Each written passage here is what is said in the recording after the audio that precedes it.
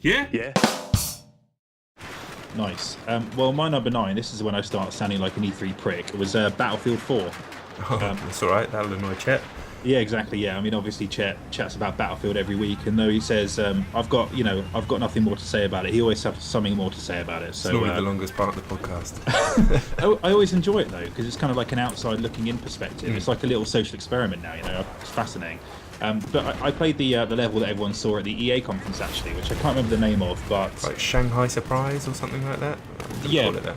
it's basically the one where the skyscraper goes down and the guys jump off the top of the of that roof. That was a great demo. That was one of the most impressive parts of the EA conference. Yeah. And I jumped into that with 63 other journalists, PCs hooked up to Xbox One controllers, and had a go. Now, really technically impressive. It does not look quite as good as it did in that demo. I suspect because 64 people, playing at once, it's it's a lot to handle, but still really impressive.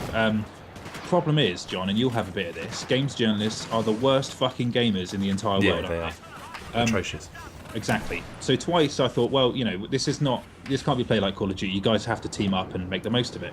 So one guy was basically, I got in a tank. I got into the turret.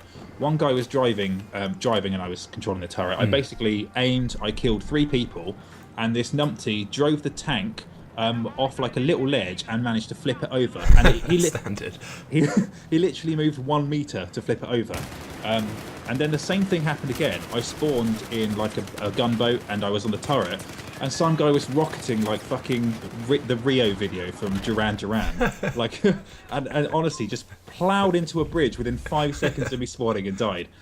Honestly, not as slick when games journalists are playing it. I do wonder what most games journalists are actually any good at, because they'll moan about military shooters, but they're fucking awful at them whenever they play them at an event. Yeah, I mean they really are. Honestly, it's just embarrassing. I mean, I only kind of really got to grips with it when I was fighting alongside 2 fairly competent assault players, and I had support gun going on. I hung around in that skyscraper for fucking ages, hoping it would come down with me inside, like in the demo. Didn't. Just died a bunch of times spawning up there. Really. Did it come down eventually?